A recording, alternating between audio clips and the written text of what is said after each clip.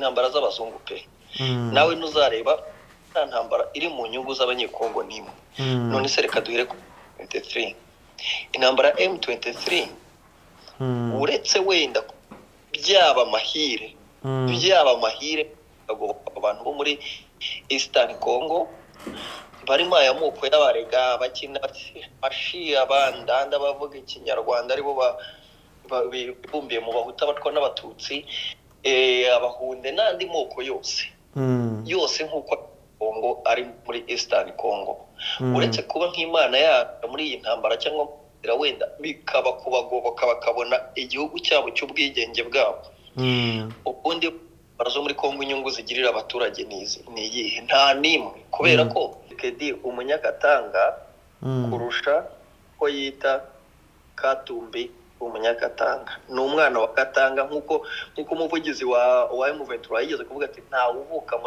muri province ebyiri cyangwa muri territoire ebyiri Katumbi ni umwana wa Katanga niba mufunga bazaba bongereye impamvu Katanga igomba gutandukana na Kinshasa bazamufungira Kinshasa azafungurwa Katanga isigaye ari igihugu atahi wabo wa mwanya baburaniraga azawubona iwabo muzabishobora guteza imidugararo mu gihugu bizatezamo gucikamo ku gihugu inshuro 3 birerega rira general inyuma yo kuba president general mu gisirikare bivuze ko hanyuma kuba urugo rwa Katumbi rwasakwa cyangwa Katumbi jyana hatabwa muri yombi urabona ari iki kizakurikira muri Kongo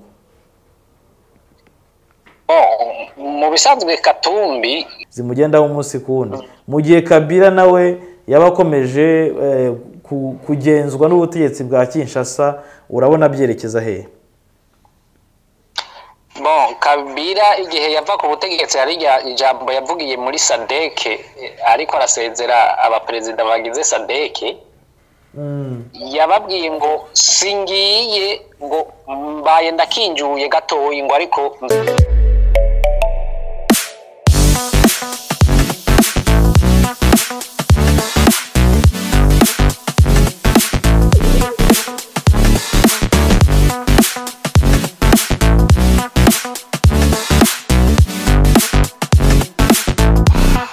Ibihe byiza nshuti mukunzi wa Bwiza TV na bwiza.com turakuramukije kandi tuguhaye ikaze mu kiganiro uruvugiro uruvugiro cyo ku itariki ya 8 ukwezi kwa Kamena 2023 nguhaye ikaze Fred. Yego asante sana. Umeze fresh? Meze fresh naramutse neza. Urashima Gitare? Yego ariko akazuba hanze Gitare kihe? Gitare. Igitare cy'amahanga siko njya numva abavandimwe cyangwa ni gitebeje umukondo oya no kuvuga ngo bishobora gufatwa mu buryo bubiri ari byo njya numva abavandimwe bo mu nsengero nyine bavuga bati igitare cy'amahanga akabaho na Gitare ariko ikintu kinangaza ngo ni igitare cy'amahanga ni icy'amahanga ariko bakakizera ese ko bavuga ngo Yesu mwene Dawidi ibyo nabyo ni ikibazo bajya bavuga ngo Gitare cyane cyangwa Yesu mwene wacu cyangwa Yesu ese ubundi Gitare iba yakomotse ku kintu ni udutayamuzi bagenda bazana mu nuzamuse n'amaterme nka byari n'umuntu asitara ati Yesu we yakandagira ngo Yesu we umuriro wabura bagira ngo wenda regi icomekeranye insinga ngo Yesu we cyangwa bakavuga ngo ni Satani ubikoze kandi nyine nukuzana ibi izo mvugo cyangwa se ayo materime aho adakwiye kujya hanyuma tukaba twakira abakunzi bacu aho abari mu burasirazuba bwa Kongo bari mu burasirazuba bw'u Rwanda mu gihugu mu majyepfo mu majyaruguru uburengerazuba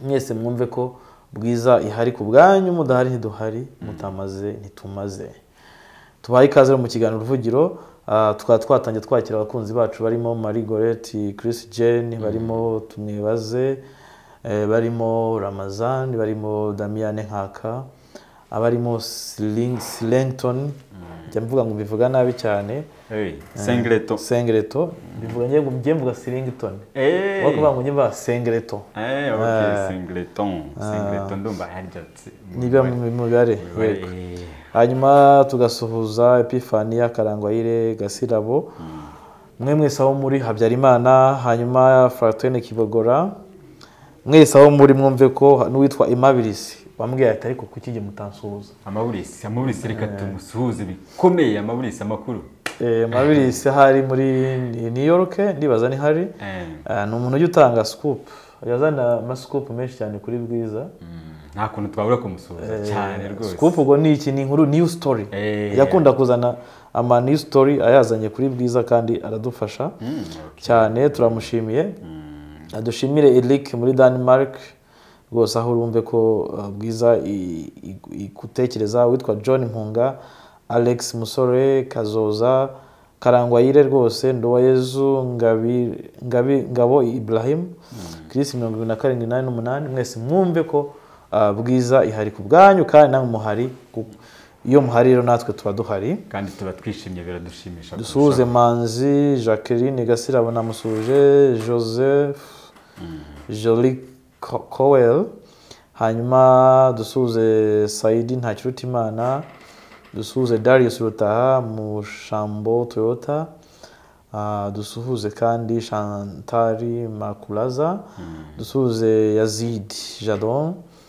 dusuhuze kandi Joyeuse Mararungu mwese aho muri mumbe ngo mudahane duhari nyamuneka turabasuhuje cyane rwose dusuhuze kandi B&M ndetse na Mugisha mukanya turamuvugana mu kiganiro kabisa ntago nari mukumbuye we nawe ntazajye kurya menya ko agira gutyo sibyo kuba twamvugishije nawe agatera kama kadupepera arabikora okay nawe ajya dupepera na Diedone rwose abantu batanga umusanzu muri Bwiza ndabemera cyane rwose ngiye ku ruhande rwanjye Darius Rutaha mwese mwumve ko nawo ntavuze bose biyumve mikaze mu kiganiro Ruvugiro aho tugiye kugaruka kwibaza tuti ko Kisekedi akomeje kugira amajanja Katumbi ari nako yagera Kabila biraza kugarukira hehe biracuriki niyo ngingo tugiye kuganiraho kandi byose biragaruka bihura n'umutekano muke uvugwa mu burasirazuba bwa Kongo aho bose bashinjwa basa nk'abashinzwe gukorana n'umwanzi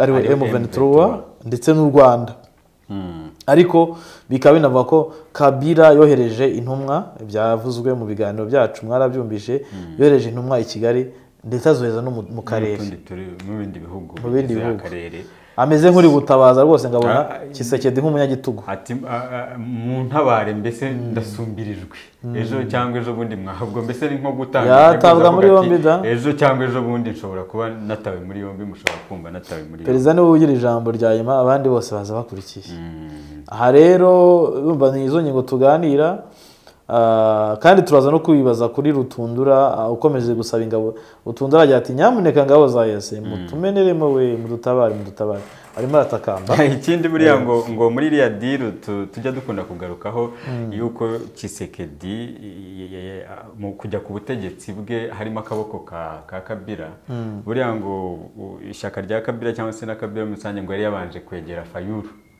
aravuga ati we kugira ngo nyine abe perezida Fayulu aravuga ati ewana mbaye perezida ndabamarira muri gereza ndabafunga n'igihubutsi njyewe navuze umuntu arashaka kuguha diro nurangiza uti ndagukubita gereza urumva yuko nashaka kuguha ibiriyo kuguha icyubahiro utigeze abona mu buzima ati ndagutera muri gereza ibyo niyo mvugo ya ntuza ya Fayulu aha rero tugiye kuhamagara abantu bamwe tuganire nabo ariko twabwiye cyo ngo Joseph Kabila abona Kisekedi nk'umunyagitugu we abona ko ngo kuba yaramusimbuye ku butegetsi rwose ngo amufata nk'umunyagitugu ukwiriye guhashywa Kabila yaramaze ikini atavugwa cya gihe twabigarutseho niba ubyuka neza nkubaze nti Kabila ari hehe uransubiza uti wowe tegereza Kabila ashobora kuba hari ibyo arimo ari nabwo yatangaje yuko amaze imyaka 4 yaracecetse kandi ari umunyagitugu atavuga Kabila amaze imyaka 4 ubwo twaza kubisanisha nuko wenda kuba yaracecetse ari cya gitugu n'ubundi cya Kisekedi cya kimuriho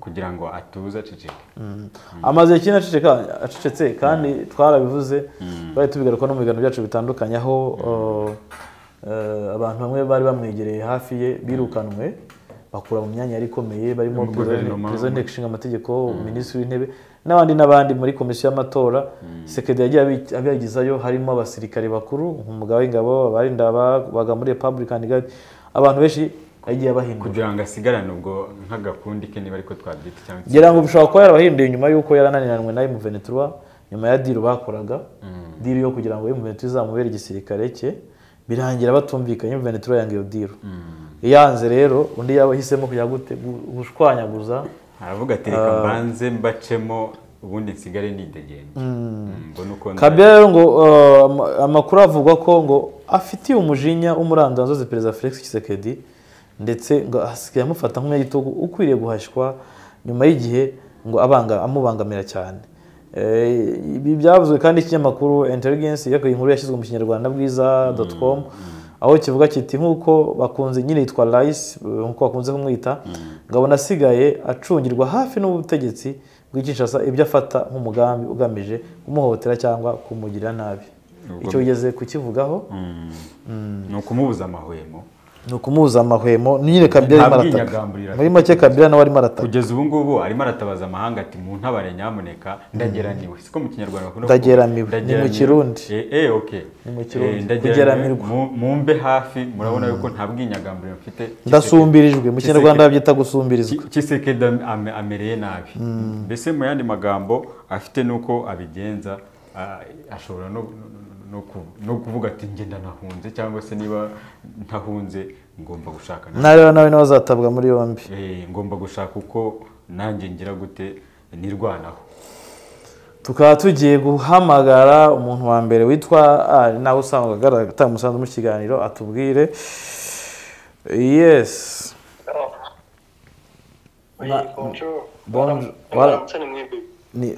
ni mwaramutse ko turacyari mu gitondo turacyarava midi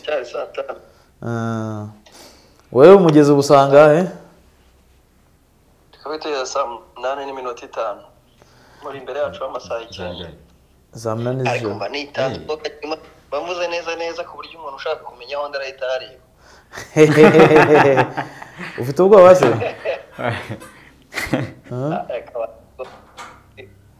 muri ibintu nciyemo kuri iyi si koko naba nkigira ubwoba ubu rero muri byinshi wowe n'urupfu mutagifitanye isano ubu rero tugiye kuganira ku ngingo ikurikira aho witwa Kabila Joseph wahoze ari perezida wa Congo Kinshasa ngo amaze iminsi rwose ataka kugeza ubwo yohereje n'intumwa ku baperezida ngo bamutabare kuko ageramiwe ari mu ntuza ari mu mazi abiri kubera ko ngo Tshisekedi nawe ari kumugera amajanja iyo nkuru waba warayimenye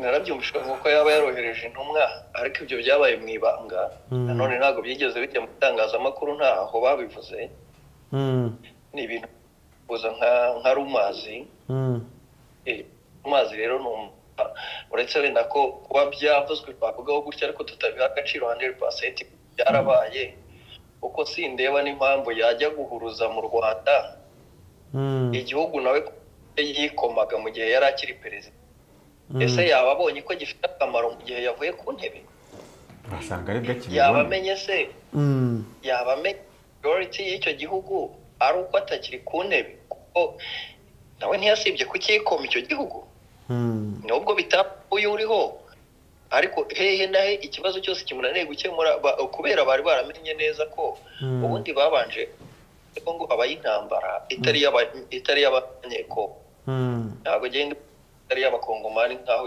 Kongo itabyara abagore itari y'abanyeko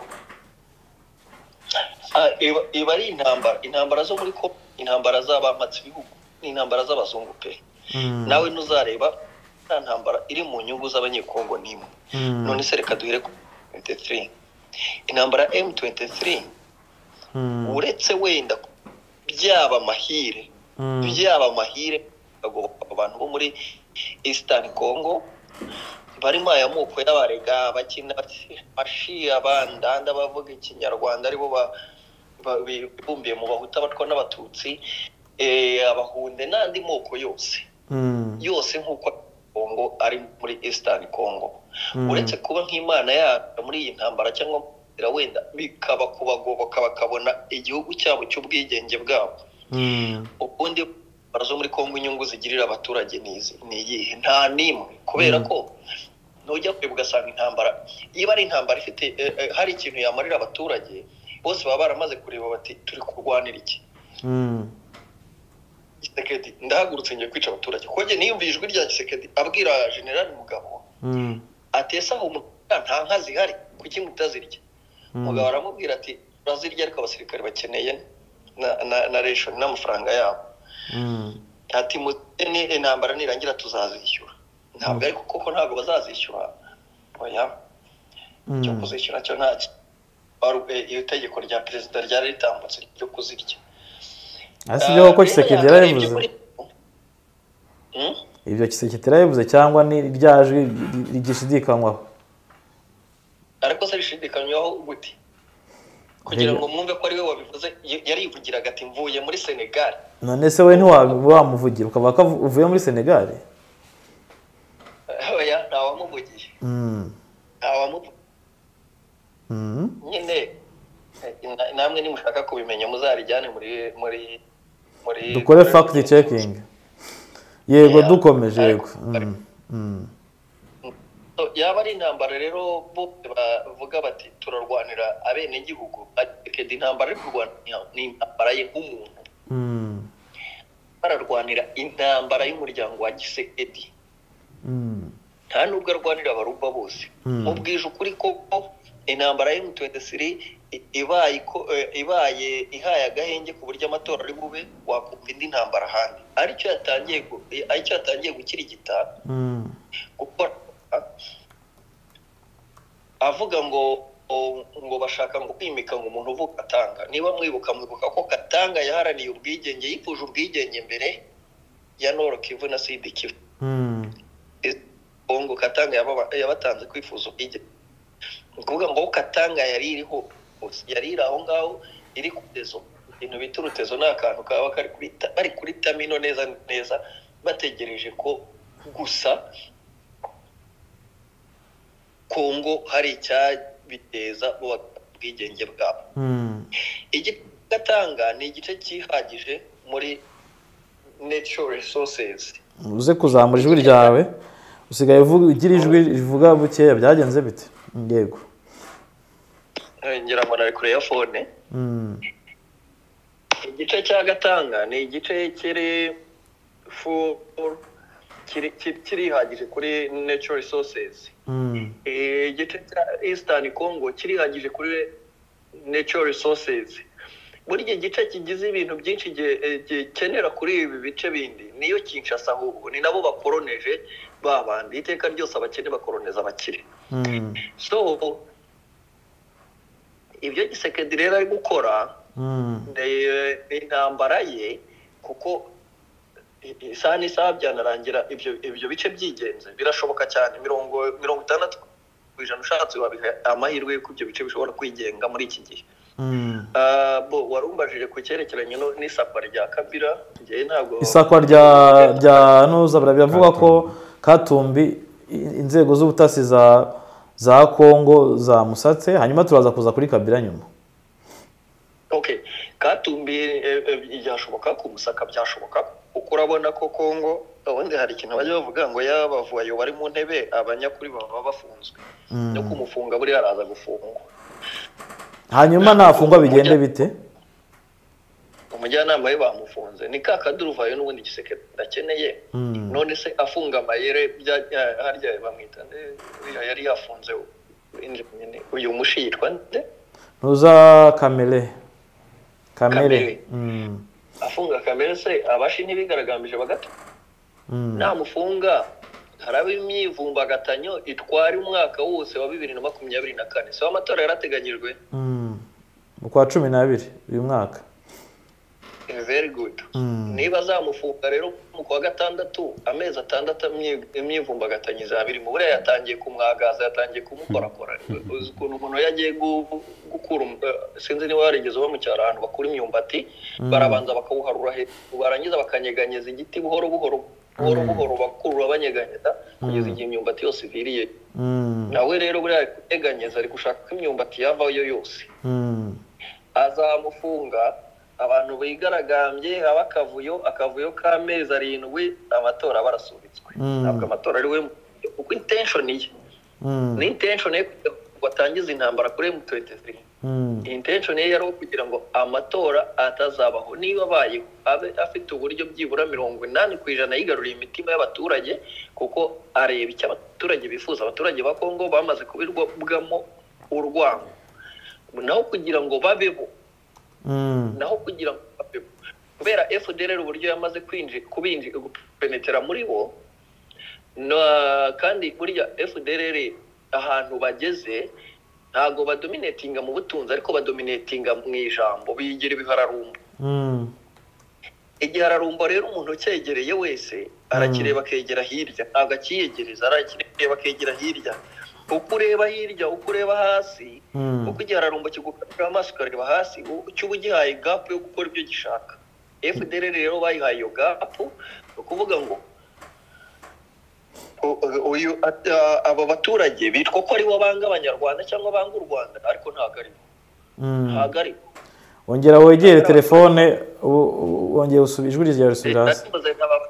Ntarimbuze nk'aba baturage ba Kongo bitwa ko ari bo banga u Rwanda n'abanyarwanda, ariko ntago ari bo. Nabo bavuye ba FDLR n'abandi bagenzi babo bafite ingengabitekerezo zimeze nkazo. Niyo mpamvu uyu yabikoresheje yarazi neza ko azigarura imitima y'abaturage cyangwa se akaba intambara amatora bo kwigarura imitima yamaze kubibona ko bitabaye. Yarabibonye ko yaferorinze kuri icyo, kuko abavuye ni bakeya, nanone ntabwo muri miliyoni 100 ngira ngo zituye Kongo abavuye barenze miliyoni, ntabwo barenze miliyoni 10. Izo miliyoni 10 biro kuzura mu myigaragambyo bakifotoza, ariko burya miliyoni muri miliyoni 90 zitagiye mu myigaragambyo ntawe uri bumenye ko zitagiyeyo. Baramenya ko hari 10 zakoze imyigaragambyo, ariko niba umenye ko hari 90 zitakoze imyigaragambyo. Abo rero mu gutora 90 nazo ziratora. Aho nawe yamaze kukibarabona ko aho ngaho ashobora kuhagwa. Iki ntambara kuba yamuhesha iturufu yo gutsinda amatora, yabonye ko bidashoboka. Rero akeneye ikindi kintu cyatuma amatora azasubikwa. Rero gufunga Katumbi cyangwa se gutangira kumusaka no kumugenza, erega niho batangira kumutesha agaciro. Nuko byatangiye kuri wa wundi bita ngo arya yitwa ndi wari depite muri Nord Kivu, yitwa Mwangacucu. Mba ntakeneye no kwibuka uwo Mwangacucu, nawe ntabwo yigeze abanira abatutsi bene wabo muri Kongo. Ikimubaho cyose rwose ntabwo manyeneye kumwibuka nawe. Bamufungura ni bene wabo bamufashe. Nge niko mbivuga. Bene wabo bakongomani na bene wabo bagenzi be. Yabaye umugome mugenzi wabo ku bwoko tutsi hariya muri Kongo. Niba yararengeye umwe yicishije 99. Rero kuba nawe yarafunzwe na bene wabo na bagenzi be bahuje ibitekerezo n'ubugome kazi yake, ku buryo yafungwa zizusuka aceceka. Aceceka kuko nawe yararenganyaga abandi. Bose utandukane nawe. Hanyuma twikomereje, urabona nyuma ya Katumbi, igihe Katumbi yatabwa muri yombi agafungwa, bavuze ko bishobora guteza nyine akavuyo, bakigaragambya, amatora akaba yahagarara. Hanyuma icya M23 kikaba kiribagiranye. M23 niba wasomye wabonye ko hari brigade standby brigade yemerewe kujyayo ivuye muri SADC. Icya M23 kizibukwa kibutswe, kizaza kuhitinga mu za cyumba cyongeye kibutswe, kuko buriya M23 yubashye imyanzuro y'abakuru b'ibihugu. Nanjye kuvuga ngo amasezerano nta masezerano ifitanye nabo, yubashye imyanzuro y'abakuru b'ibihugu. Kandi kuba ikintu kongera ugacaho ukakivayoratinga, ubu uri umunyabyaha. Burya nawe kugira ngo byubahe wongere ubivayorating byaruta ntubikire mu gaciro. Ariko M23 yarwanaga urugamba rukomeye, yarwanaga urugamba rwo kuraho kiriya kintu bari barayambitse ngo umutwe w'iterabwoba ukeneye intambara gusa. Umutwe w'iterabwoba ubundi ukeneye intambara, ntabwo ukeneye iby'amahoro. Urwana udafite motifu. Ariko byagaragaye ko abarwana intambara idafite motifu, idafite ikigendererwa, nta kigendererwa cyayo kizwi, ni leta ahubwo. So M23 rero uriya mutwe wa SADC ugiye kuza, uzayifasha kujya igendererwa byayo. Byanga bikunda uzayifasha. Yego. nk'abantu bifuza ko iyo ntambara yanarangira byanagira inzira iyo bifata uburyo bikagira uburyo bifata, turifuza ko iyo SADC yahagera vuba kuko M23 aho iri mu gihombo. Sinzi niba mwemera ko M23 iri mu gihombo. Iri mu gihombo. Ni inyeshyamba zitunze abasirikari bicaye, ntibemerewe, ntabwo bari abasirikare ba M23 abiba, ntabwo basabura ngo bibe, irabatunze baricaye, nta gikorwa bari gukora, baraho gusa barategereje, bari kuri standby class 1. Yego, ntibagize icyo bakora ngo bagire icyo bageraho babimenye ngo ati twakoze iki, ariko aho bari bagomba gutungwa. yego, kandi buriya iyo batari mu rugamba barasamba atika bamwe bitari ukuvuga ngo bari kuri standby, burya bamwe bakigira mu miryango yabo hirya no hino mu bikorwa bindi, mu bindi bikorwa bibaha inyungu nabo bireberera imiryango yabo. Ariko ubu ngubu bari mu gihombo kuko baraturiye gusa nta kintu bari gukora. Rero iriya brigade izibutsa M23 bo icyo gufunga Katumbi. Rero reka mba aricyo ngarukaho. Icyo gufunga Katumbi kizabaho, ariko kizanafasha M23 ku yindi ntambwe, ku kindi kintu. Katumbi twemeranywe neza ko nubwo Kinshasa igenda ifata abantu runaka ikabihakana ikavuga ko abatari abakongomani ngo si 100%, abakongomani pire, abakongomani gutyo.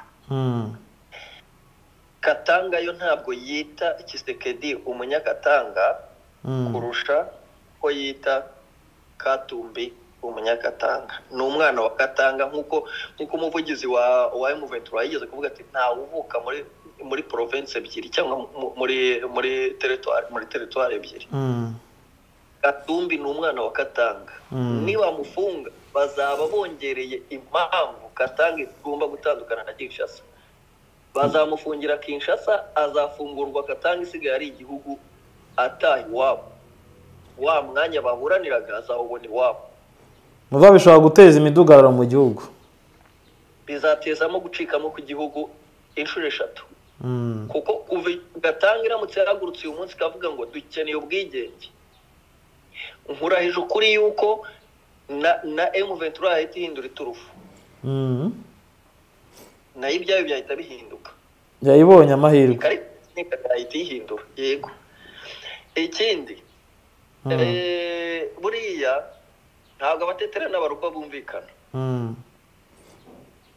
basigaranemo intambara za ndani, kuko bavuga ko abatetera nabo ngo basa n'abanyarwanda, ngo bafitanye isano n'abanyarwanda.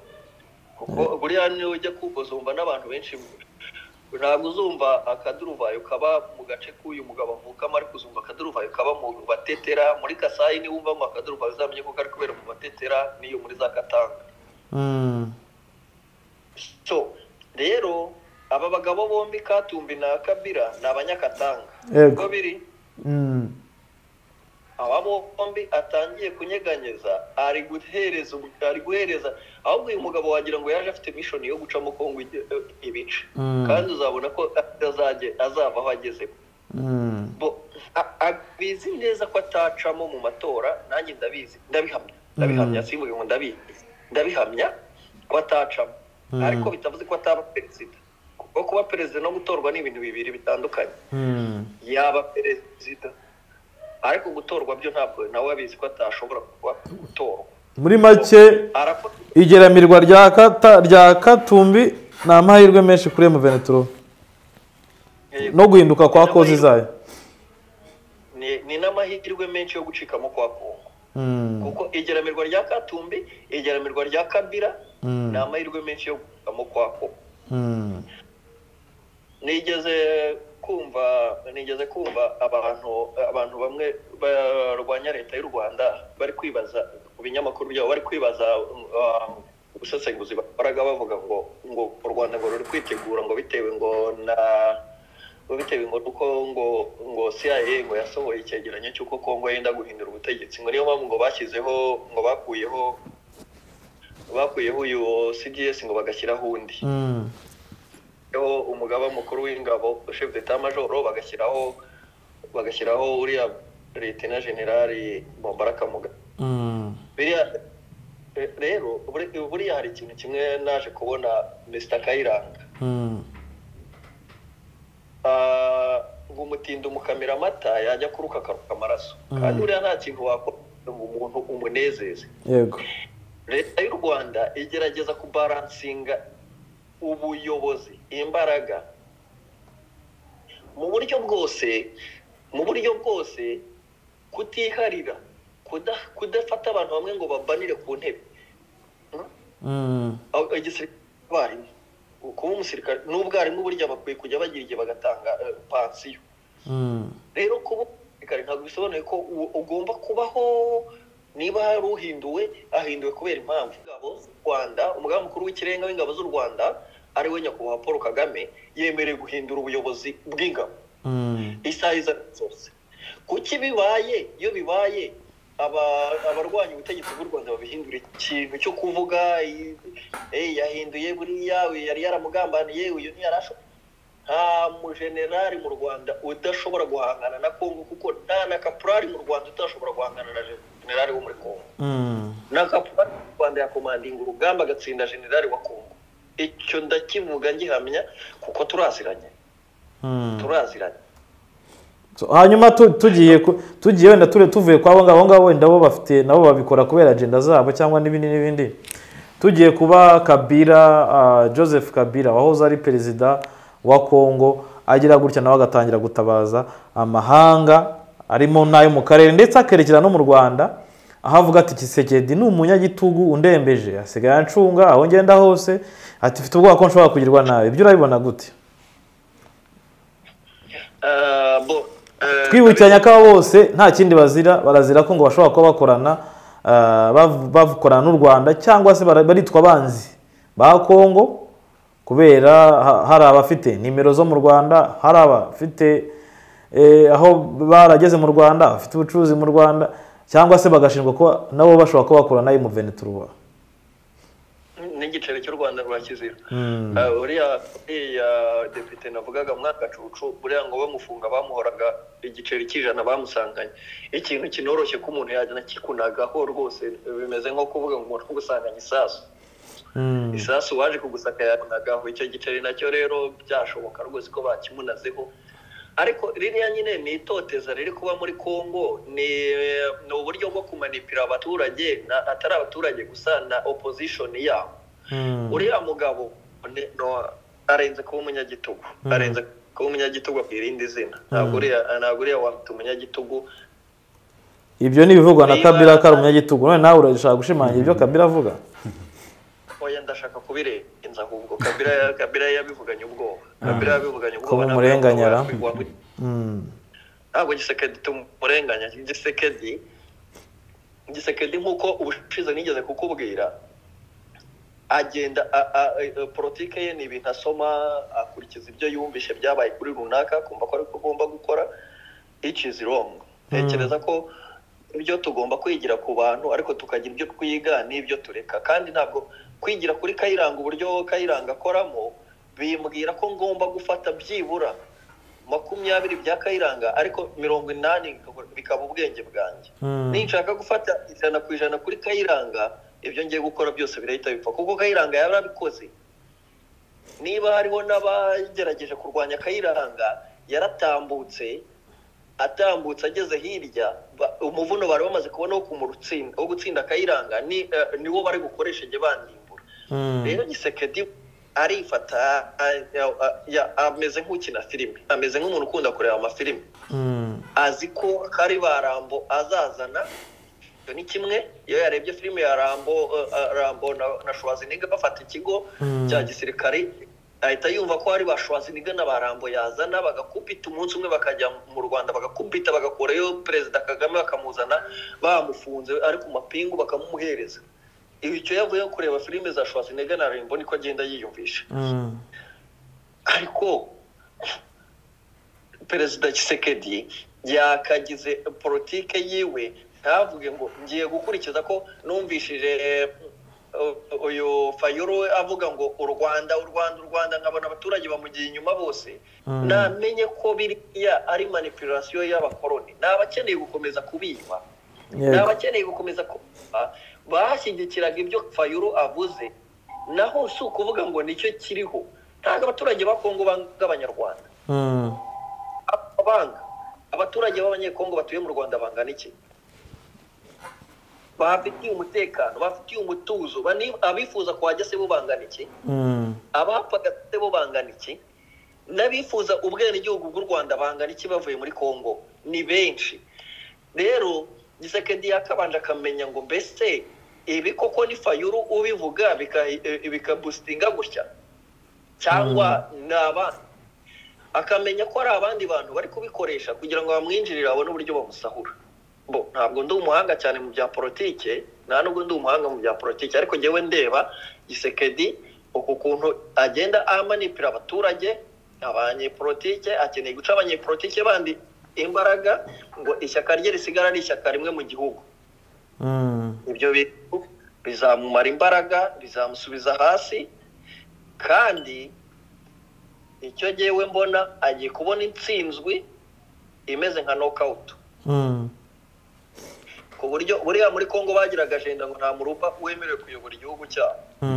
Iya bari bayifite, sinzi abari bubyumve bari bubyibuke ko bari bazi neza ko aho umurupa yayoborera igihugu cyasenyuka. Mumboneye se ninde ugiye kubona. Hanyuma noneho wenda kugira ngo twihute wenda kuri ibyo ngibyo kuba nari nkubaje ku bya Kabila ukomeje gutaka ugize gute, hanyuma bihuze n'umutekano mucyo umaze igihe muri Kongo, ubihuze noneho n'ikibazo cya M23. Aba bagabo Kabila n'izina rikomeye, ni umugabo uyoboye kiriya gihugu imyaka myinshi cyane, akiyoboye hafi 20, bihuze na situation yari hari.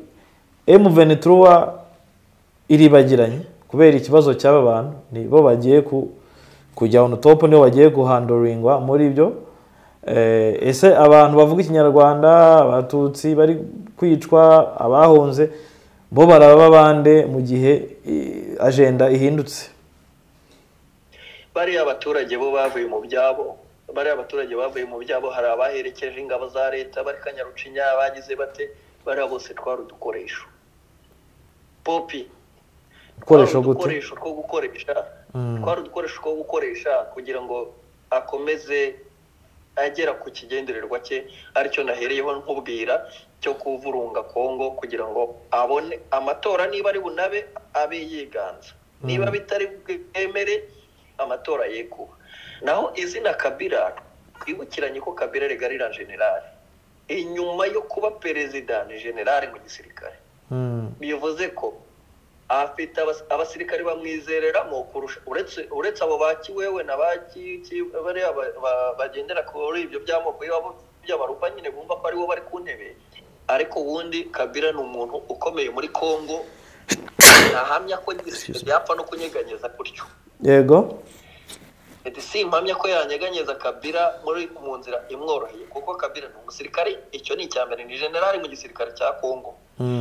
Ari muri ba founder, kuko igisirikare cya Kongo ntabwo buri igisirikare cya Kongo cyabayeho mbere ya Kabila, cyabanyeho na Kabila.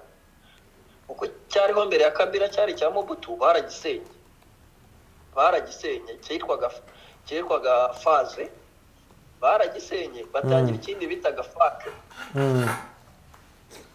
Havuyeho Faze hajyaho Fake.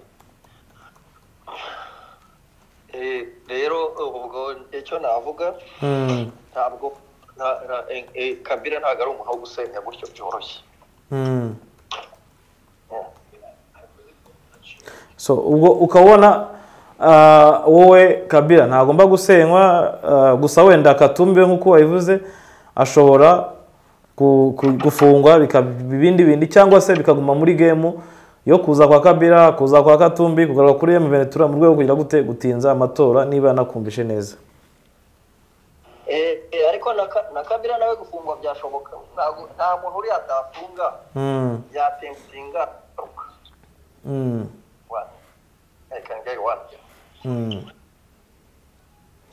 Okay, sawa rero reka tugushimire. Okay bro. Wamwumvishe B&M mu kiganiro kinini cyane.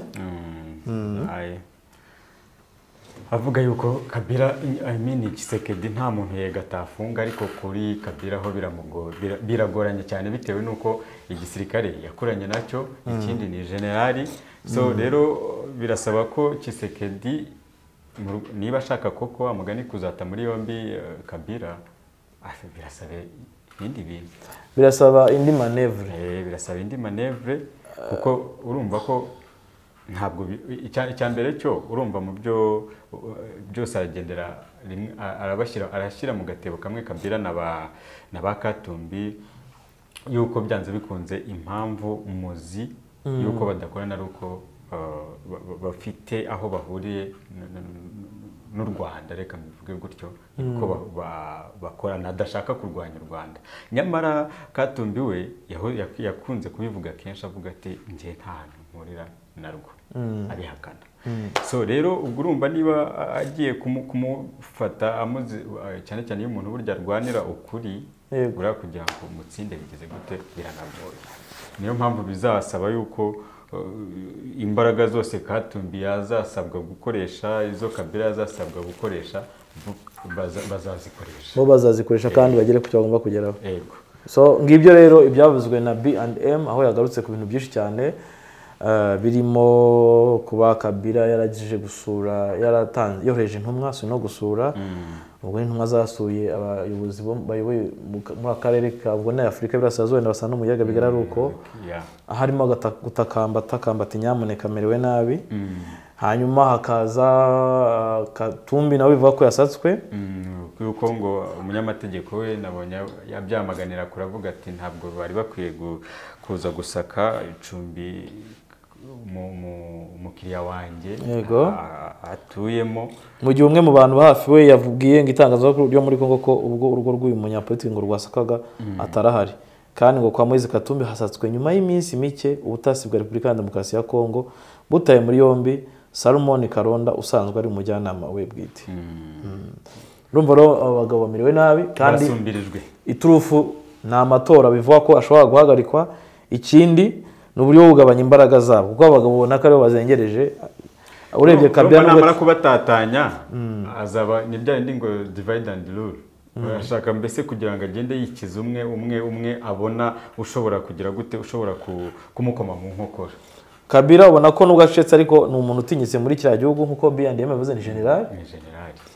Noneho waza kuri Moise Katumbi, umuntu wari ufite ikipe ya Vita Club, ni Vita Club, ufite amafaranga cyane. Tepe Mazembe ni yandari, ni Tepe Mazembe niyo ya Katumbi. Yego, nk'umuntu w'umukire w'umuherwe ufite amafaranga, ufite ibirombe, wayoboye Katanga.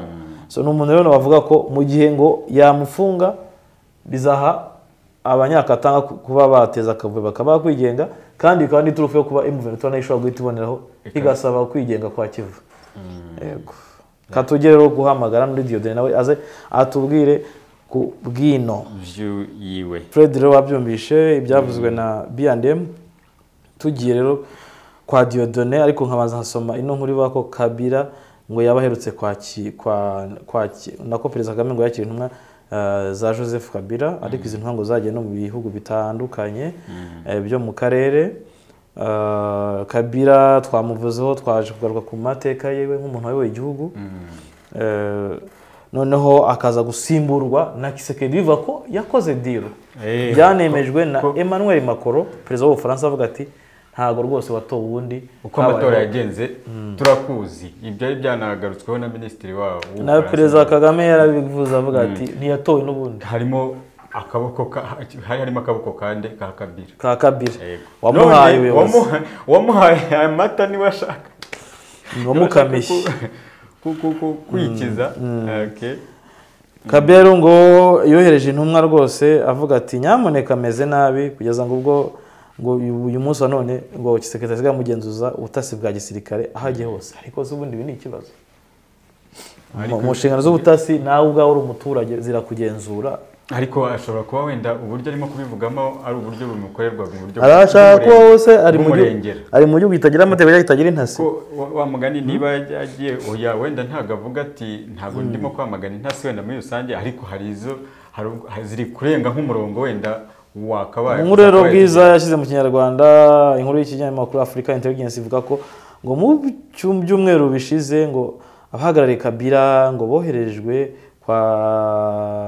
ku baperezida batandukanye b'ibihugu byo mu majyepfo ya Afurika barimo Cyril Ramaphosa wa Afurika y'Epfo, Emmerson Mnangagwa wa Zimbabwe ngo ndetse na Hage Geingob wa Namibia. Kandi igitangazo kikavuga ko ngo izi ntumwa zoherejwe mu bihugu byo muri Afurika y'Iburasirazuba mbere yo kubonana abaperezida barimo Perezida Paul Kagame w'u Rwanda, Yoweri Kaguta Museveni wa Uganda, William Ruto Kenya ndetse na Samia Suluhu Hassan wa Tanzania. Aba rero ngo nibo Kabila yohereje intumwa buriya ashobora kuba yarababonyemo nyine ubushobozi ko bashobora kumufasha. Kabila ngo yibukije abakuru b'ibihugu by'akarere ko mu gihe cy'ubutegetsi bwe yitaye cyane kubungabunga ubusugire bw'igihugu cye mbere yo kubuvaho. Ikindi akemera nk'uko akunze kubisubiramo ubudacogora ihererekanya ry'ubutegetsi ryabayeho mu mahoro bwa mbere muri RDC. Kabila niyo kintu gikomeye yakoze byari bitarabaho ubundi muri RDC. Ariko hari ikintu B&B yagarutseho avuga ati ko ubwo bufasha ashaka cyangwa se uwo mubano ashaka muri ibi bihugu cyane cyane wenda by'umwihariko mu Rwanda kuki atigeze witaho mu gihe ari ku buyobozi akaba witaye. Ariko nibira uko wari uri omwe byari biraho biri bikonje ntibinabiri. Kabila ngo ntiyerura ngo agaragaze gahunda afite mu matora y'umukuru w'igihugu muri RDC abura amezi 6 akaba. Ariko wibuke ko umugore yigeze bati nyamara umugabo wanjye niwe mucunguzi wa ntuza wa Kongo. Umugore yigeze kubivuga muri Velembe. Mu gihe twebwe turimo tuvuga tuti umucunguzi wa Kongo azaba nde bizaba ryari. We rero akavuga ko n'amatora ngashobora kuzasigaramo imvururu zikomeye cyane.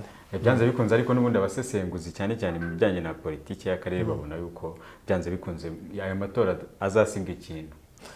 Ngo yanaganire mu ibanga na ambasaderi wa Leta Zunze Ubumwe za Amerika Kinshasa ndetse w'Ubuholandi aza no kuvugana kandi na Bintou Keita uyobora MONUSCO. Ngaho rero nguko iyi nkuru niyo ikomeza kuvuga igihe Kabila yaba atawe muri yombi byagenda gute, igihe Kabila yaba akomeje kuzengerezwa byagenda gute, igihe Katumbi we yafungwa byagenda gute. Ese abo bantu ibyo bihugu byo mu karere yiyambaje hari icyo abishakaho mu buryo bwo kugira ngo bimufashe mu gihe wenda wamugani yaba ubuzima bwe buri mu kaga. Ibyo byose wamugani nyine urumva ari gutakamba byereka uko bimeze rega. Urumva hari igihe nk'ubu ngubu ubona bishobora kwintervena byakwentervena kuko ibihugu bifite ambasade muri Kongo. Kabila ashobora kubona bikomeye agahita anyarukira muri zimwe muri ambasade zo muri ibi bihugu akavuga ati aho kugira ngo ubuzima bwanjye bujye mu mazi abira reka mpungisha amagara yanjye. Mu gihe ubwo ni mu gihe n'ubundi iryo abashinzwe iperereza nyine ubwo butasi bumuri iruhande avuga ati mu gihe wenda ntashoboye kubona uko ndenga igihugu ashobora no kubona agiye gutabwa muri yombi agagira buse ntagombishe bunyoni ko byavuga ko yabanje kujya muri ambasade ya Tanzania nyuma bikaza kuvuga ko yacakiwe. Ibi byose birashoboka muri politiki. Abantu baba bageramiwe bamerewe nabi. Aka karere karimo utubazo twishi by'umwihariko muri Kongo. Ariko se wenda yego wambaza nta kibazo kubaza ubona igihe kizagera mu gihe Tshisekedi yaba akomeje akakavuyo n'akaduruvayi no kwibasira. Tshisekedi ntago afite akavuyo kubera Tshisekedi afite akavuyo. Yes yedene turabigarukaho ntabwo ntako reka hapeze ugira akavuyo. Yes yedene bwakeye waramutse. Ndakomeye sinzi nkama. Natwe turakomeye rwose niyo mpamvu tuguhamagaye. Imana ishimwe. Ubu tuguhamagaye turi mu kiganiro uruvugiro gitambuka uyu munsi tariki ya 8 ukwezi kwa gatandatu. Tukaba tugira ngo tuganire ku ngingo nabikohereje uvuga ati Kabila amerewe nabi ngo arimo aratakambira abakuru b'ibihugu. Hari abo yatakambira arimo Samia Suluhu atakambira Perezida Paul Kagame, ajya mu majyepfo avugana na Mnangagwa, avugana na Ramaphosa, avugana na Namibia, avugana na William Ruto agaragaza ikibazo kiri muri Kongo nuko nawe ageramiwe. iyi nkuru wowe waba warayimenye? ndamaze kuyumva bavuga yuko yatumye intumwa ziwe mu bihugu bitandukanye vya SADC canke n'ivya EAC ubwo nari nabiciye ko ejo rero biraboneka yuko afise ibikorwa ariko ararangura bijanye no mu matora kumbure igiye kuza mu minsi iri imbere. Ukabona ibi bintu biraganisha he iki gihugu ndetse kitari cyorohewe n'ubundi kubamo ikibazo cy'umutekano muke cyane cyane muri Burasirazuba bwa Kongo aho hamaze intambara irenga umwaka ariko imaze hashize igihe cy'imyaka myinshi hatatekanye. Urabona biganisha he ibi bintu? Biganisha ce sont des tractations zijanye nuko amatora yimirije umwe wese rero aba yifuza kuyatsinda canke atanayatsinze bibaye ngombwa hakaba kudeta imbere yuko amatora aba. Mu gihe baba babona bati uyu muntu turiko turanigana ari wa afise ubutegetsi ashobora gukoresha uburyo bwose bwiwe akayiba hanyuma akabandanya dutwara kandi tutabishaka, umwe wese nka parti d'opposition nawe carondera ingene ashobora kumwigizayo mu buryo canke buriya, haba mu buryo bw'amatora haba mu buryo bwo kwerekana ko mu makungu uwo muntu ataco yakoreye igihugu kugira ngo bahabe nabo ejo nihagira ikibaba amakungu azabone yuko yari yatatse avuga ati Tshisekedi ntacyo ariko arakora, none rero bamuja inyuma bashobore kumufasha kumbure kurodresa ubutegetsi. Hanyuma kuba urugo rwa Katumbi rwasakwa cyangwa Katumbi yagira n'ahatabwa muri yombi, urabona ari iki kizakurikira muri Kongo? Mu bisanzwe Katumbi urazi ko yabaye guverinere w'intara y'iwabo ya Katanga. Katanga. Katumbi rero n'umuntu amenyekana kuko ni n'umugwiza atunga. Katumbi n'umuntu Tshisekedi atinya mu matora azo ari imbere. Uko abandi yaramaze kubabona, ba Fayulu yaramaze kubona aho bahengamiye, muga Katumbi wewe arabona ko ari umuntu akunzwe dini maniere generale. Badafatiye kumbure ku magambo avuga ariko bafatiye ku bikorwa wewe aba amaze gukora haba mu ntara avukamwo. Urabona rero ko baciye bafata ngo bashireho itegeko ribuza ngo abadavuka ku bavyeyi bose b'abakongomani ngo ribabuze kwitoza. Bijya byose byabwiza Katumbi mu bisanzwe. Ko Katumbi niwe nimero 1 itinyitse oje ya Tshisekedi. Rero kumufata bakaja kumusaka bijya no kurondera ingene bamwambika icasha nkuko mukunda kubivuga, hanyuma bava bamufunga imbere yuko amatora aba, kuko bagufunza imbere yuko amatora aba ntubu kigiye mu matora kuko ubaye umunyabyaha. Nico rero bariko bararondera kugira ngo bamwambike icasha kimuza kuja mu matora, kuko barabonye ko kumwambika ko atavuga ko bavyeyi bose b'abakongomani ahubwo vyoca byace bivyura induru muri Kongo, bataho abenshi ntibavuga ko bavyeyi bo ngaho.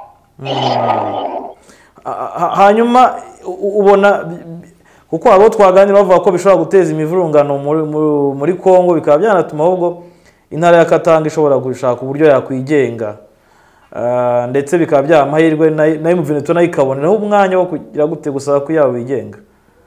Wowe urabibona ko ariko byagenda? Burya jewe sindi umuvugishwa kandi sinerekwa, ndi umuntu gusa arabira hasi ibintu ko biriko biraba, ko biriko biragenda. Burya Kongo impera n'imperuka kugira ngo ishobore kuba igihugu gituje nuko kizokwigaburamwo intara zitari munsi ya 3 canke 4. Rero Katumbi kubera bariko barafata biwe wo muri Katanga, urabona hari uwo baheruka gufunga icegera ciwe, ubu nabo bakaba bagomba gufata Katumbi, kandi umwibuke ko intara ya Katanga ariyo ntara ya mbere yigeze kurondera kwigenga imbere y'izindi zose mu myaka yarenganye. Ubu rero soneke sisitero shenkidoro ngo ivyuke bishobora kuvyura abanyagihugu bakavuga bati n'ahandi aba bantu babakinwa baza kwirwa batumena umutwe, reka twigenge kuko ntibagishoboye gukontorora igihugu cyose. Muri ico gihe Katanga irashobora kuvuka ikaba igihugu kwacu, kandi muri ico gihe ntoze azoba afise ijambo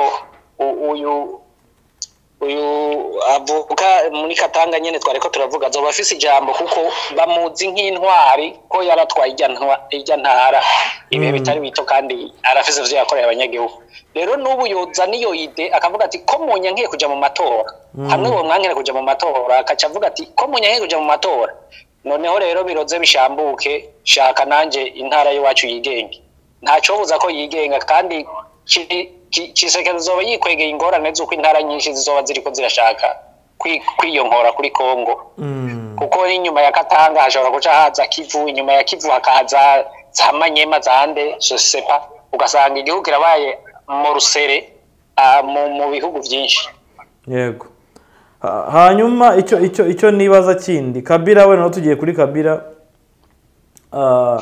we aratakamba arasaba gusa urebye asa nk'ari kusaba kuregerwa n'ubwo bitero hatagaragara icyo akeneye mu by'ukuri kuko agaragaza Tshisekedi nk'umunyagitugu akamugaragaza nk'umuntu ngumubangamiye ngo asigaye amushyiraho intasi zimugendaho umunsi kundi mu gihe Kabila nawe yabakomeje kugenzwa n'ubutegetsi bwa Kinshasa urabona byerekeza he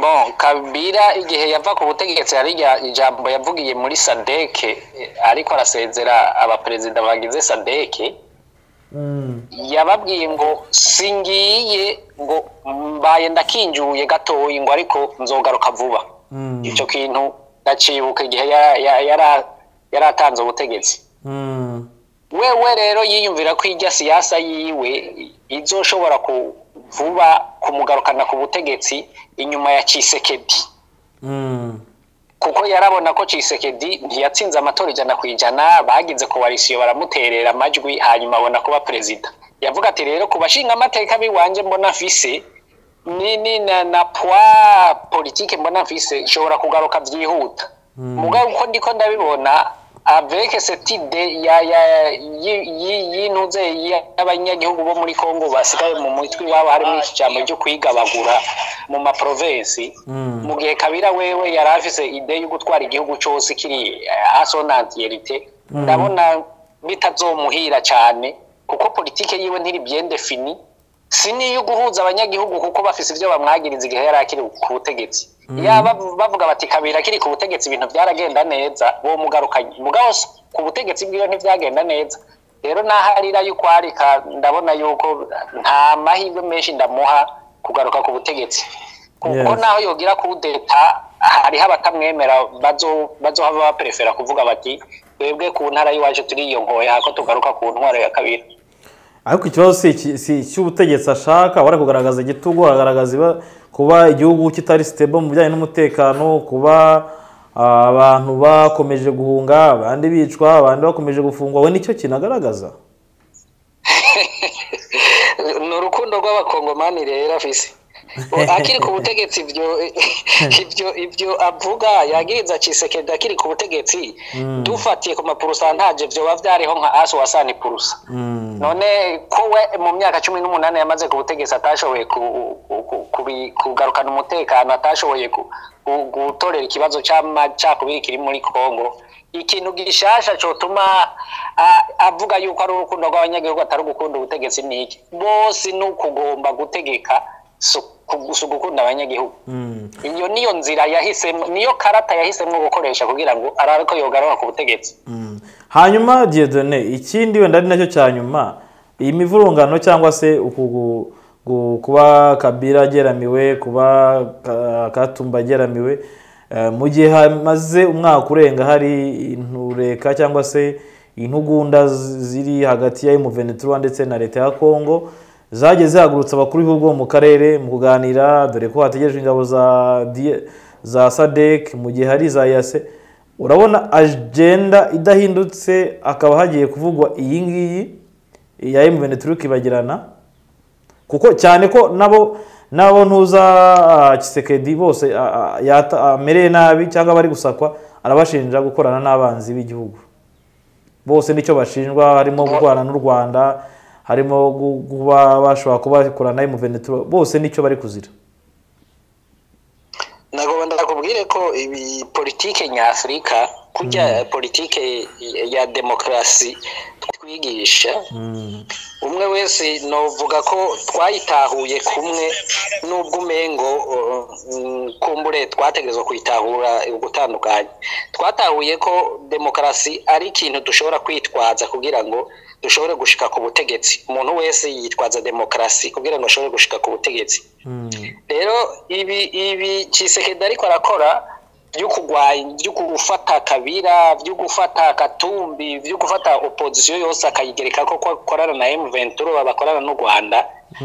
Ibi ni ikarata imwe yiyumvira yuko yokora kugira ngo ashobore kuguma ku butegetsi nkuko ndabandiko ndabivuga. Mugabe iyi karata nizomutuma kubwanje ntizomutuma ashika ku butegetsi, ahubwo urabona ko imyiyerekana itanguye hirya no hino yuko umwiyamiriza ko ariko arafunga abayoboke babo. Iki ndabona ko M23 kwibagiranwa kwa M23 cyo ntikirimo, ahubwo byorohereza M23 kuko ni intambara ziba zibaye 4-5 zigwanwa n'umuntu umwe. Rero ntazogira kugwana na opposition politique ngo yongera gwane na opposition armée, ico ngo yongera je mu matora, ahubwo M23 nirabi gikamisha. Nuko mvuze uko mba mpengamye nabangiye ukamengo ngiye ku ruhande rumwe, ariko iki kintu ndakubwiza ukuri ko M23 ishobora kugikamisha. Aya matora ari yuzuyemwo vuruguvurugu nkuko M23 ishobora kugikamisha kandi kikayizanira ku bwigenge bwayo bucagase bushitse. Ikava ku bucagase ikajya ku bushitse ikabona ubwigenge nyabwigenge nko kubivuga. Ubwo se bugicagase bwaba rwikira ubwigenge. Nuko bo batatubwira ko barondera ubwigenge, bavuga ko bagwanira abanyagihugu bariko barahohoterwa nkuko kandi biboneka ko bama bariko barahohoterwa. Ariko umunsi bogomba yuko ahagarukira umunyagihugu wese yitwa umugwandofone ahari hose muri iyi periode y'amatora yuko Tshisekedi ariko agwana na Katumbi, akagwana na Kabila, akagwana na Fayulu. Muri iyi periode ndabona neza ko boshobora gushika ku ihangiro ryabo, za teritware ziri mu Rwandofone zose boshobora kuzoba baza bashitse kuzikingira, kandi bikagora yuko ubutegetsi bwoza bukurikiye ubwa Tshisekedi canke Tshisekedi wenyene agatorwa. Byogora ko asubira kubakura mu minwe, kuzibakura mu minwe izo teritware, kuko umuntu yamaze kugufatana nka de province canke province yose, i province za Kongo rana ninge nari nini kugira usure kuyimukura mu minwe ni kibazo kiba kigoye. Tware meme impossible. Ndagushimiye cyane rwose Dieudonné, cyangwa wari ugikomeje? Nariko mvuga nti rero Tshisekedi intambara zose agwana je mbona ko agwana atazoroherwa, sindamuha amashance yo kuzitsinda. Kwaba gutsinda opposition ngo agume ku butegetsi, M23 nayo izobiza yashitse ku ntambwe kuco yifuza. Niyiha kugwana na M23 cyane naho azosanga opposition nayo yamukubise hasi, yamukuye ku butegetsi. Ndagushimiye cyane. Murakoze cyane. Wabyumvishe mu kiganiro cy'iminota 10 tugiranye na Dieudonné, nawe aragira ati no kuvuga ngo we abona yuko Perezida Tshisekedi ari hagati nk'ururimi uti kubera iki nagira gutya akajya guhangana n'iriya opposition. M23 nayo irabifite umwanya wo kujya kumwataka. Mu gihe ashobora kuza kwataka M23 nayo na opposition nayo irabitamworoheye. Usanga noneho rero ari hagati muri mabuza yacira n'ayamira. Uvuga ngo muri rusange Tshisekedi nawe nubwo agize aragora. Nawe uri kuvuga ngo ari guteza akavuyo, ntabwo arateza akavuyo. Ntateza akavuyo. Reka nkubaze. Iyo ni perezida w'igihugu, igihugu arimo kirimo akavuyo nkuko tubibona, kirimo ubwicanyi, kirimo ariko so wabuteje, ahubwo perezida ari gushaka uburyo ko kavuyo kashiramo, kandi ashobora kubikora muri stabinshi, gushaka gufunga batavuga rumwe nawe nyine mu bakabira na bakatumbi bafunzwe nabo baturage, nibwo gushaka nyine batamwumva nyine bagomba kujyaho ahagenda abo bantu. Sibyo Fred Tshisekedi ubyarimo agomba kurwana ku gihugu cye. Abantu bandi nabo bari kwirwanaho bose, buri wese avuga ko rega ikintu cy'ubutegetsi, buri wese aravuga ko arwanira igihugu. Na Kabila bavuga suko akunze Tshisekedi cyangwa suko akunze igihugu cyane kurusha abandi bakongomani, ahubwo nawe afite ibindi bintu, afite agenda yiwe. Utekereza ko yaba ari nkiyihe ashaka kugaruka ku butegetsi? Kandi Dieudonné yavuze ngo ubwo yasezeraga kuri Sadek yavuze ati ndagiye ariko nzagaruka. kuko arabyemerewe. ariko umenye yuko yavuze ko azagaruka mu gihe yari yumvika nk'uko bivugwa ko yari yumvikanye n'ishyaka rya perezida Kisekedi nawe ubwe ko ari nko kumuha umwanya nyine ubwo azagaruka. Noneho kugeza ubu ngubu Kisekedi ntashaka yuko agaruka, urumva none se araca hehe kandi Kisekedi adashaka ko ari bugaruke? Rwegi yabwiye izo ngabo yabwiye Sadeke ko azagaruka yizeye yuko diru yari ariho na Kisekedi basabimvikanaho n'ubundi akagaruka. None Kisekedi arashaka kumuta mu mbuto nk'uko bimo kuba. None ubwo se urumva bizagenda gute? Nyine urumva iki cyarumva nyine n'imivurungano igomba kuba hakabaho uburyo gusa ikibazo nuko abaturage bigenderamo. Nicyo kibazo. Akabwo uburyo bwo kuba Moise Katumbi bagiye guhangana n'ababashyikiye bagahangana n'ubutegetsi. Abantu rero bakabihuza n'amatora bati igihe haba imivurungano amatora ntazaba azahita ahagarara, abandi batari ko nyamara harimo game, harimo ibintu byinshi cyane. So ibi byose no kubitega ikintu kubitega amaso tukareba ikizakurikira. Dusa nk'abasoza gusoze ku nkuru new story, inkuru yuko igisigaye cy'u Rwanda cyabonye umuvugizi wungirije ariwe Simon Kabera, Lieutenant Colonel Simon Kabera, umwe mu bantu bazwi cyane. Uyu mupapa abantu benshi baramuzi cyane banamukunda ko cyane rwose. Araririmba bakarira, abandi bagapfukama, abandi bakaryama, kandi ni wa muntu nyine ubona donc ikintu kiyobokamana rwose. Ari hambo, ni umwe mu bantu bari hambo, abenshi ntago bari bazi ko hari n'abantu bazi ko ari umusirikare. Njyewe muheruka kivuga ko ari captain, njyewe captain kare yarazamutse kera. Ubu ejo bundi ahubwo azaba ari nka General de Brigade. Urumva ubwo ni imikorere myiza. Agiye kungiriza rero Brigadier General Ronald Rwivanga. Ngira ngo ni nabo RDF arigizo umwungiriza, umuvugizi wungirije kuko nta wundi wabayeho, nzibaza nta wundi wabaye rwose, wenda bazamuza yaba yarahari wenda akaba atari perezida yashyizeho umuntu biravugwa. Nta wundi twigeze tubona uzwi ngo tubone wenda Rwivanga ntavuze cyangwa tubone Nzamwita avuze, ngo cyangwa tubone René aravuze, cyangwa tubone Munyenganga aravuze, ngo tubone hari undi muntu wundi uzaboneka mu gihe undi adahari. Ngiye ku giti cyanjye rwose mfite amatsiko ku makuru wenda azabatanze Uganda. Azayatanga uko yize amategeko, yize kubera ko nyine abantu baramukunda cyane, baba banyotewe. Azabasha kuvuga ko amenyereye abantu, banyotewe kumva nyine kumuvugisha noneho hatari mu rwego rw'iyobokamana cyane, ariko wibuke ko azaba diringana na issues z'umutekano cyane cyane by'igisirikare birimo hazamo na diplomasi. Urumva abavugizi bagira abajyanama mu bya communication, bashobora kujya bajyanama mu bijyanye na politics, bajyanama mu bya international relation, bajyanama mu bintu bijyanye na political environment. Baba nabo ubwabo banabizi. Perezida bwa ntashobora gutoranya atazi ko ibyo bintu byumva. Byongeye noneho kuba uyu nguyu ari umunyamategeko, ikindi nk'umuntu umaze igihe kinini mu gisirikare cy'u Rwanda, kandi yaranize wa mugani ibyo yize, azi filozofi yacyo ko Simon Kabera mu bantu bagiye mu gisirikare batoya nabo barwanya urugamba rwo kubohora igihugu. Mbese ni kwa kundi umuntu akurira mu kintu yagiye mari mutora abizi. Benshi bazi ko yakuriye no ku birenge bya General Kabarebe. So urumva rero urumva yanamwigiyeho nawe, ni umuntu rero ubona ko ashobora kuzagira gute kuzabikora. Ahubwo amakuru agiye kuboneka twaga tuyabura, tugasanga umuvugizi ntaho hari, yari mu kazi kenshi wenda mu kazi kenshi, nta ibintu bitoroshye reka akazi kari kenshi. Ariko uyu munsi dushobora kubura General Rwivanga ukareba Lieutenant Colonel Simon Kabera. So reka dusoze tumwifuriza imirimo myiza. Abanyamakuru twe tuba tubonye ibiryo, ikijumba kiba kibonetse, umuntu agiye kujya duha amakuru tukamubwira ngo congratulations. Yego, cyane rwose ntekereza ko mu gisata cya abanyarwanda muri rusange cyane by'umwihariko mu gisata cya gospel, aba gospel benshi nagiye mbabona bamubwira ati congratulations. Azagera kubona akanya se uko kujya nubundi yakabonaga kandi ino sini anafite izindi nshingano, ariko wende izingizi zisa nkaho ziremereye wende izi ibasanga izo yarafite nazo zaziremereye. Izo ntiyakoraga muri office, none yakoraga mu Nadef. So nuvuga ngo nta kuyiru hard worker. Navuga ko Simon n'umwe mu hard worker kuko uhereye yigaga ubutari n'undi ari umusirikare, avajya kwiga mu Iburayi, n'undi ari umusirikare agaruka, n'undi arakomeza byose. So ikindi kuguha akazi, perezida guha akazi abona ko ushoboye, aba yakugira icyizere, abona ko nashoboye, baba bagutanzaho amakuru kushoboye. Urumva nago yapfa kushyiraho umuntu from nowhere. So rero reka dusoze ikiganiro cyacu Ruvugiro tujya tuti mwe mwese mwagikurikiye nyamuneka mugubwe neza muryoherwe Imana ikomeze kubarinda aho muri hose naho ku munsi w'ejo kwa gatanu Fred ndagushimiye yego nanjye ndagushimiye iki kiganiro naho butaha